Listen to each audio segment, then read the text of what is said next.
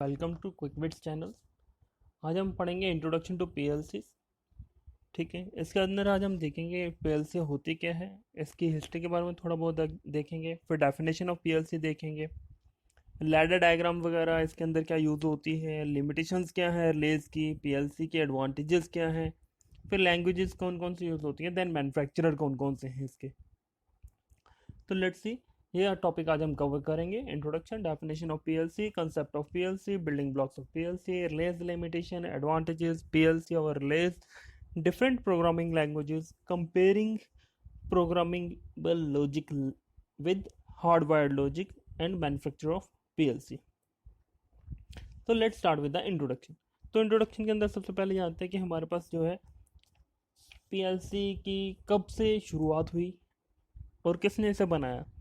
तो जैसे कि हमें पता है कि कंट्रोल इंजीनियरिंग जो है वो इवॉल्व हुई है over the time.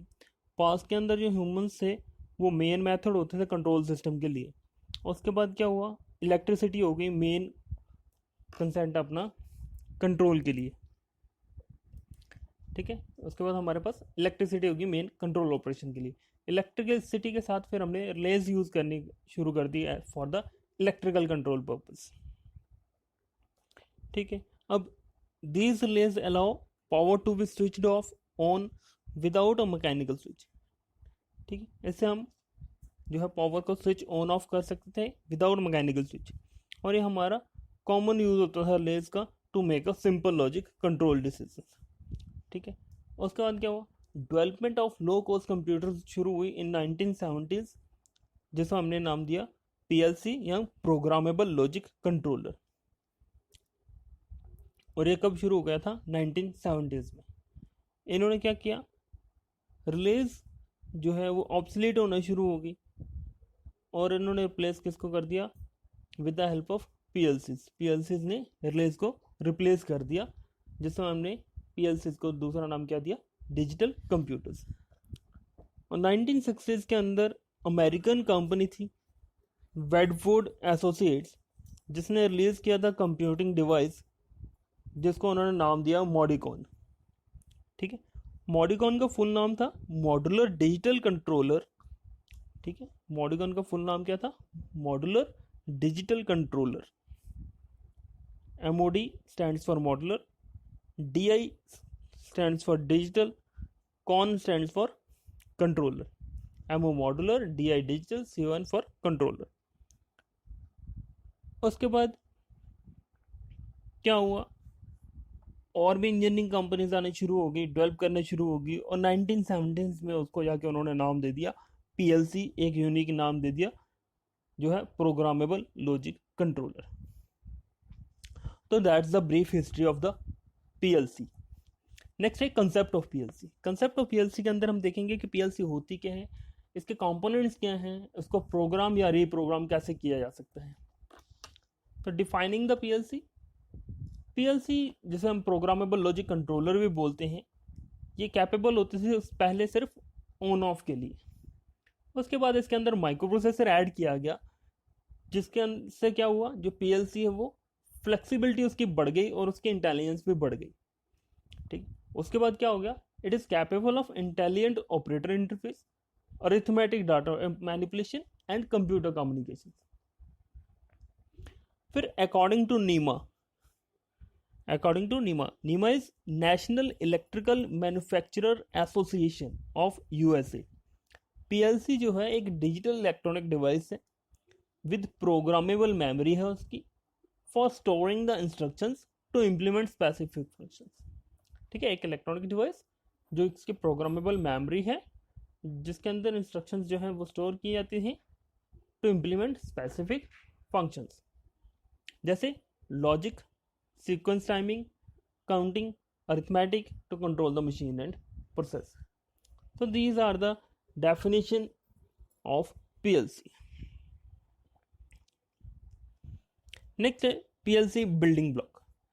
PLC building block के अंदर क्या है, मेरे पास मेन सिस्टम है क्या क्या, सभी PLCs के अंदर ये चीज़ कॉमन रहेगी। एस्पेक्ट्स क्या रहेंगे, चेंज क्या होगा, नंबर ऑफ इनपुट्स बढ़ सकते हैं, नंबर ऑफ आउटपुट चेंज हो सकती है। बेसिक कंसेप्ट सभी का सेम ही रहेगा। क्या होगा, इनपुट्स होंगी, आउटपुट मॉड्यूल होगा, पावर सप्लाई होगी और सेंटर में सेंट्रल प्रोसेसिंग यूनिट, ठीक है, with the help of memory, जिसको कंप्यूटर के साथ हम प्रोग्राम करेंगे, राइट।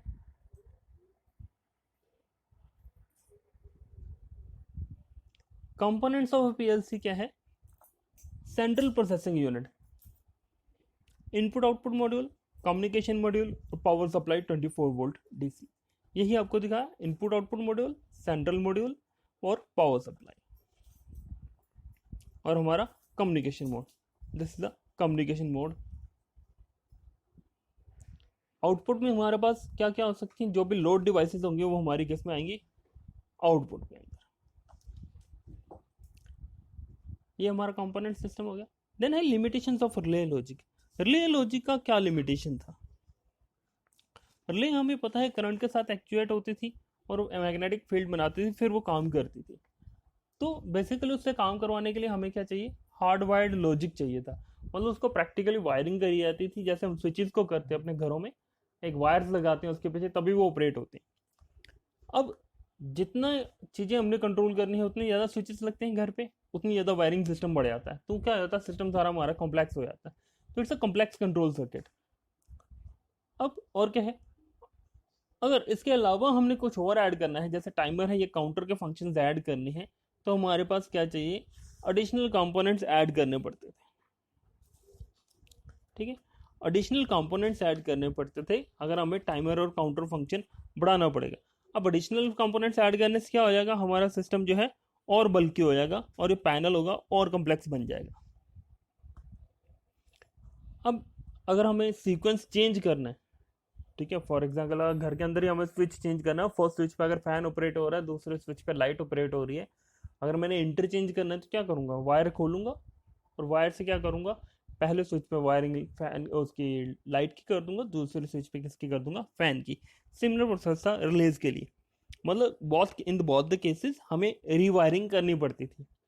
बट ऐसा पीएलसी में नहीं है। पीएलसी के अंदर क्या है? रीवायरिंग रिक्वायर्ड नहीं है।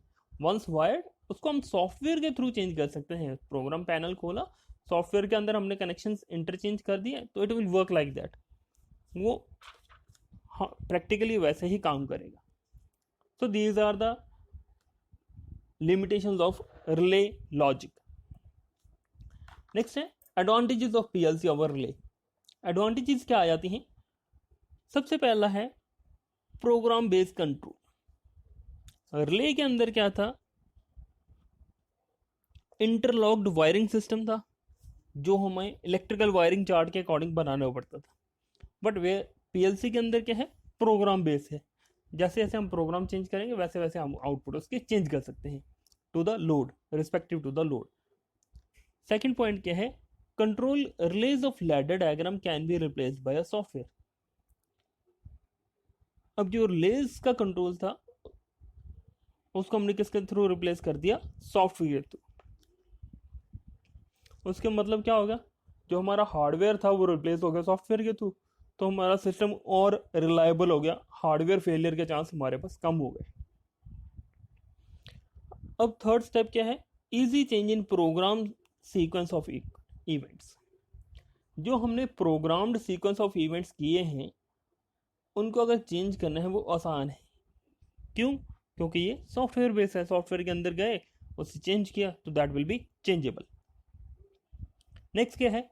Programming skills are similar to electrical contact wiring diagrams. PLC की स्किल्स सीखने के लिए अगर आपको कॉन्टैक्ट वायरिंग डायग्राम रीड करना आती है रिले की, तो that is similar to the programming skills of PLC. ठीक है, you can easily draw with the help of a software. Next क्या है? Special functions can be easily implement such as timers and counters. अब PLC के अंदर हमारे पास software के अंदर ही टाइमर और काउंटर अवेलेबल है, हमें एडिशनल हार्डवेयर लगाने की जरूरत नहीं पड़ती, तो इसको हम इजीली इंप्लीमेंट कर सकते हैं। तो इससे क्या हो जाएगा? सिस्टम हमारा और रिलायबल हो जाएगा, कोई टास्क की लिमिट नहीं रहेगी, कोई भी काम हम इससे करवा सकते हैं।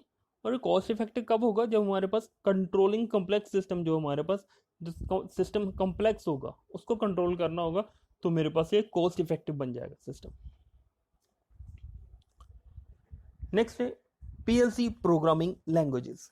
पीएलसी प्रोग्रामिंग लैंग्वेजेस के अंदर है, पहला है लैडर लॉजिक, दूसरा है फंक्शनल ब्लॉक डायग्राम और लास्ट है इंस्ट्रक्शन लिस्ट।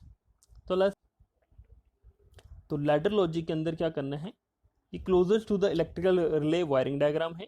इसके अंदर क्या होता है, हॉरिजॉन्टल रंग्स ड्रॉ करते हैं, these are the horizontal rungs, these are called rungs, ठीक है। और ये vertical rungs look like ladder, ये वर्टिकल रंग्स हैं ये कैसे दिखती हैं, लैडर की तरह, तो इसको हमने नाम क्या दे दिया, लैडर लॉजिक। तो देखिए यहाँ पे मोटर कंट्रोल ऑफ पीएलसी लगाया और मोटर कंट्रोल हमने रिले लॉजिक लगाया, तो दोनों की डायग्राम ऑलमोस्ट सेम है, ठीक है। ये हैंड वायर्ड बनाएंगे हम, ये हम सॉफ्टवेयर के थ्रू बनाएंगे, तो दोनों की डायग्राम ऑलमोस्ट सेम मिलेगी हमें। अगर आपको इलेक्ट्रिकल की रिले वाली बनानी आती है तो it will be easy for you, आप इसकी प्रोग्रामिंग आसानी से कर पाएंगे। तो नेक्स्ट देखते हैं, मेरे पास एक और एग्जांपल है। यहाँ पे देखिए, ये मेरे पास जो एरिया है that will be called input area, और ये मेरे पास जो होगा output area. This is the instruction list for the ladder language. ये हो गए इनपुट्स और लॉजिक इस एरिया में, यहाँ पे जितने भी होंगे वो सारे आउटपुट वेरिएबल्स होंगे, ठीक है। ये जो हैं इन्हें बोलेंगे हम रेल्स, और ये मेरे पास कहलाएंगी रंग्स, ठीक है। और अगर आप इसे ओवरव्यू की तरफ देखिए तो ये आपको लैडर की तरह दिख रही होगी, सीडी जो होती है, तो इसे हम बोल देते हैं लैडर लॉजिक, ठीक है। यह सबसे आसान लॉजिक डायग्राम है और सबसे आसान लॉजिक लैंग्वेज है जो हमें देखने को मिलती है सभी पीएलसीज के अंदर। नेक्स्ट है हमारे पास स्टेटमेंट लिस्ट प्रोग्राम लैंग्वेज, इसको हम बोलते हैं स्ट्रक्चर टेस्ट भी बोलते हैं। इसके अंदर इंग्लिश वर्ड होते हैं इन्वॉल्व इंस्ट्रक्शन लिस्ट के अंदर। ये सिमिलर टू बेसिक लैंग्वेज जो हमने सी लैंग्वेज वगैरह स्टडी की है उसी की तरह है, कोई डिफरेंट नहीं है। इसके अंदर हमें इंस्ट्रक्शंस लिखनी पड़ती है हर चीज़ के लिए, जैसे if start is equal to 1 then max number कितना हो जाएगा, array for i is equal to 1 to 100। तो ये इंस्ट्रक्शंस हमें पूरी डिफाइन करनी पड़ती है जो हमने प्रोग्राम करनी, ठीक है। नेक्स्ट है मेरे पास फंक्शनल ब्लॉक डायग्राम। इसके अंदर क्या यूज़ करते हैं हम, चार्ट और डायग्राम करते हैं जिनको हम नंबर ऑफ स्टेप्स के अंदर डिवाइड कर दिए। तो हर चीज़ यहाँ पे डिवाइड करनी पड़ेगी। तो यहाँ पे जैसे T1 और T2 दो टाइमर्स डिफाइन किए, फिर मैंने इंस्ट्रक्शन डिफाइन की क्या करना है, एनेबल कब होना है, ब्लिंक कब करना है, वैल्यू क्या होगी, डाउन क्या होगा, ये सारी इंस्ट्रक्शंस पहले मेरे को बनानी पड़ेगी, फिर उससे ब्लॉक बनेगा, then it will become a function block, और completely it will become a functional block diagram, ठीक है। तो ये तरह का आपको जो अगर चार्ट देखने को मिले तो ये पीएलसी के अंदर क्या होगा, functional block diagram chart. Next है पीएलसी कॉमन मैन्युफैक्चरर्स। तो ये सबसे कॉमन मैन्युफैक्चरर्स हैं जो आपको देखने को मिलती हैं, Siemens, ABB, Schneider, Modicon, Rockwell, Allen Bradley, Mitsubishi, GE Fanuc, Omron, Koyo, Panasonic, IDEC, Keyence, Toshiba, Fuji, Beckhoff, वॉश, रेक्सॉर्ट, रॉकवेल, एलन ब्रैडली, ये सारे कॉमन मैन्युफैक्चरर्स हैं जो आपको देखने को मिलेंगे, ठीक है। इसके बाद नेक्स्ट चैप्टर के अंदर मैं ट्राई करूंगा वर्किंग बताने की कि पीएलसी हमारे पास एक्चुअल में काम कैसे करती है, क्या स्टेप्स इन्वॉल्व होंगे। तब तक के लिए कोई भी कमेंट प्रॉब्लम हो तो उसे कमेंट करके लिखिए जरूर नीचे।